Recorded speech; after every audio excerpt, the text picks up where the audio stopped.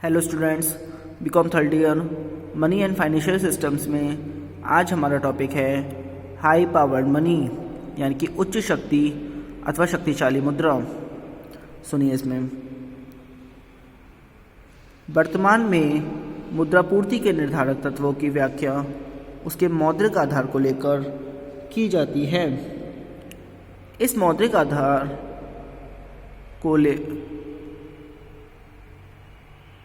को ही शक्तिशाली मुद्रा अथवा शक्ति मुद्रा कहते हैं।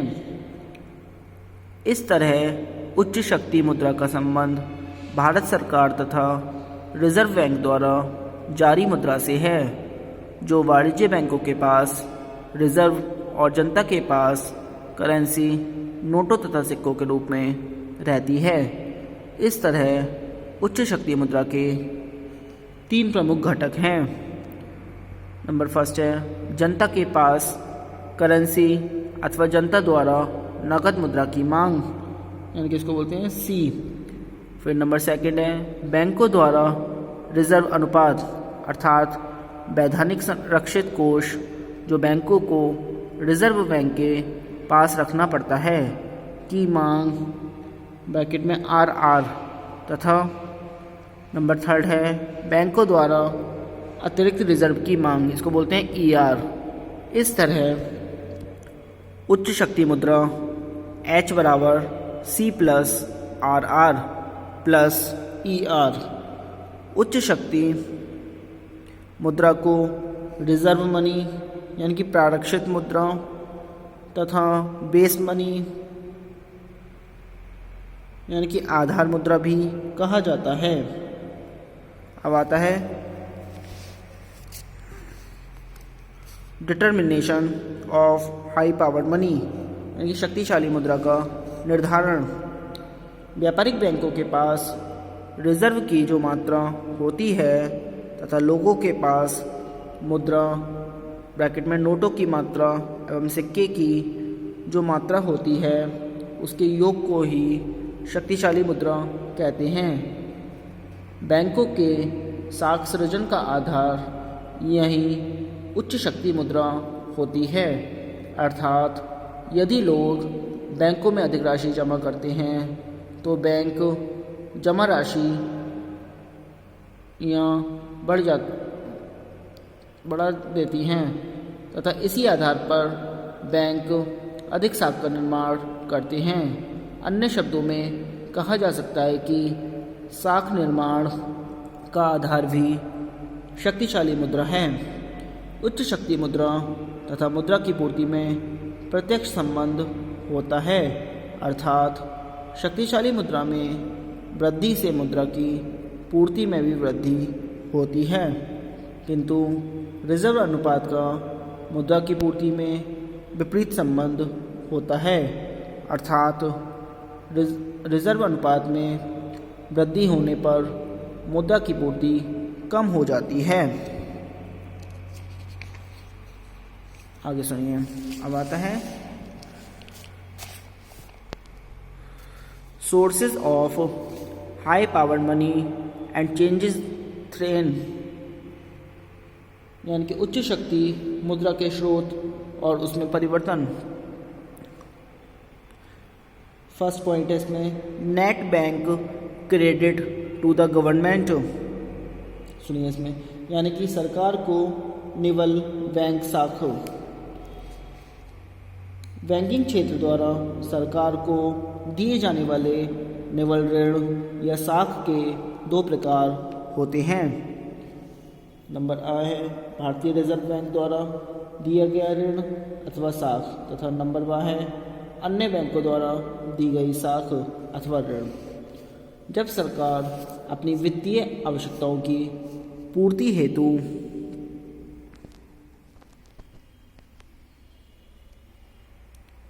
भारतीय रिजर्व बैंक से उधार मांगती है तो रिजर्व बैंक सरकार की प्रतिभूतियों के आधार पर उधार देता है और इसके लिए वह नई मुद्रा का सृजन करता है। इस घाटे की वित्त व्यवस्था डेफिसिट फाइनेंसिंग कहा जाता है। यह उच्च शक्ति मुद्रा का एक स्रोत है। इसी तरह जब सरकार अन्य बैंकों से अपनी प्रतिभूतियों के आधार पर ऋण लेती है तो प्रतिभूतियों के मूल्य के बराबर बैंक एक मांग जमा डिमांड डिपॉजिट सरकार के नाम खोल देता है तथा साख मुद्रा का सृजन करता है। इससे देश में अतिरिक्त क्रय शक्ति अस्तित्व में आती है। नंबर 2 है bank credit to commercial sector, यानी कि व्यावसायिक क्षेत्र को बैंक साख। इसमें बैंकों आदि को रिजर्व बैंक से प्राप्त ऋणों की राशि तथा व्यावसायिक क्षेत्र की अन्य बैंकों से ऋणों की राशियां सम्मिलित होती हैं। नंबर 3 है नेट फॉरेन असेट्स एक्सचेंज, यानी निवल विदेशी विनिमय परिसंपत्तियां। देश की बैंकिंग प्रणाली की विदेशी विनिमय मुद्रा परिसंपत्तियां मुद्रा की पूर्ति को प्रभावित करने वाला एक अन्य घटक है। ये परिसंपत्तियां रिजर्व बैंक व अन्य बैंकों की होती है। मान लीजिए देश का कोई निर्यातकर्ता अपनी वस्तुओं का निर्यात कर उसके बदले में डॉलर प्राप्त करता है और वह उसे रिजर्व बैंक में जमा कर देता है। रिजर्व बैंक उसके बदले निर्यातकर्ता को भारतीय रुपया दे देता है। इस तरह जब कभी रिजर्व बैंक अथवा किसी अन्य बैंक को किसी व्यक्ति अथवा फर्म से विदेशी मुद्रा अथवा परिसंपत्तियां प्राप्त होती हैं तो इनके बदले में उतने ही मूल्य की भारतीय मुद्रा रुपया देनी पड़ती हैं।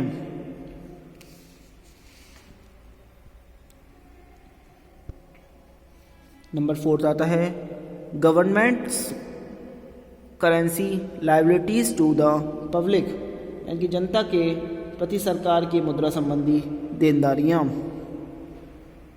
1 रुपये का नोट छापने एवं सिक्कों का टंकण करने का कार्य भारत सरकार के वित्त मंत्रालय द्वारा किया जाता है। सरकार के द्वारा यह कार्य जनता के प्रति मुद्रा संबंधी दायित्व को पूरा करने के लिए किया जाता है। सरकार के इस दायित्व में वृद्धि के साथ मुद्रा की पूर्ति की मात्रा भी बढ़ेगी और इस तरह उच्च शक्ति मुद्रा की मात्रा में वृद्धि होगी। नंबर 5 है net non monetary liabilities of banking sector, यानी कि बैंकिंग क्षेत्र की निवल अमौद्रिक देयताएं। इसके अंतर्गत रिजर्व बैंक तथा अन्य बैंकों दोनों की गैर मौद्रिक देयताओं को सम्मिलित किया जाता है। रिजर्व बैंक की गैर मौद्रिक देयताओं की प्रमुख मदें हैं चुकता पूंजी, रिजर्व कोष, रिजर्व बैंक के कर्मचारियों की भविष्य निधि व पेंशन निधि। इसी तरह अन्य बैंकों की अमौद्रिक निधियों में रिजर्व कोष व पूंजी भुगतान योग्य बिल, बैंकों की अचल संपत्तियों, भूल चूक आदि को शामिल किया जाता है। अमौद्रिक देयताएं जितनी अधिक होंगी नई उच्च शक्ति मुद्रा की मात्रा उतनी कम होगी, क्योंकि इस मद में अधिक राशि होने पर रिजर्व बैंक को नई रिजर्व मुद्रा सृजन कर कम मात्रा में निर्भर करना पड़ता है।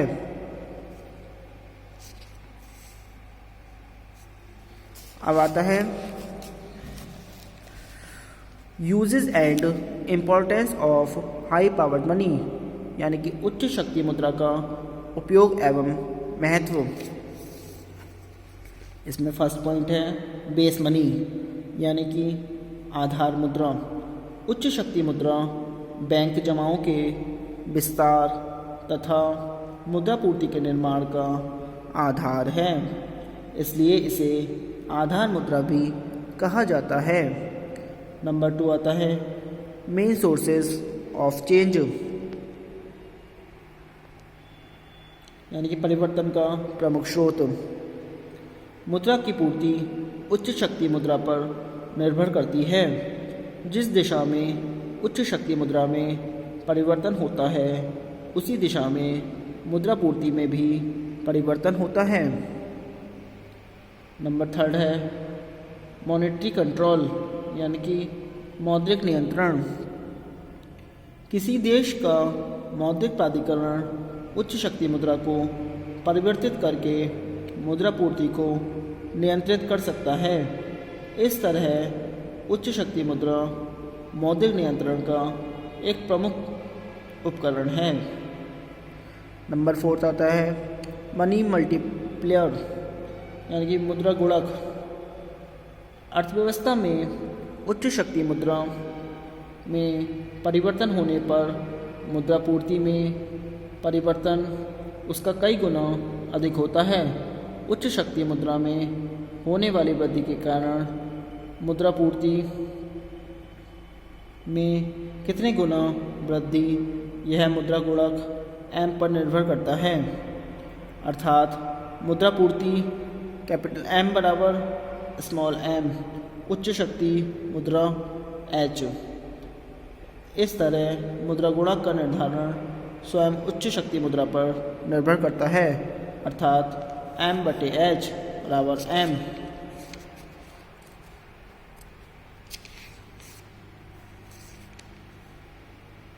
अभी सुन लीजिए, difference between high powered money and common और नैरो मनी। उच्च शक्ति मुद्रा तथा सामान्य मुद्रा में अंतर सुनिए। इसमें संकुचित मुद्रा M1 में 3 घटकों को शामिल किया जाता है। नंबर 1 है जनता के पास चलन करेंसी प्लस सिक्के। दूसरा है वाणिज्य बैंकों के पास मांग जमाएं डिमांड डिपॉजिट्स। थर्ड है भारतीय रिजर्व बैंक के पास अन्य जमाएं। जबकि उच्च शक्ति मुद्रा H में इन घटकों को सम्मिलित किया जाता है। नंबर 1 है जनता के पास चलन करेंसी तथा सिक्के। नंबर 2 है बैंकों के पास नकद रिजर्व निधि, जिसके 2 भाग होते हैं, बैंकों के पास नकदी तथा नंबर 2 है रिजर्व बैंक के पास बैंकों की जमा राशियाँ। आज के लिए इतना ही। Thank you very much.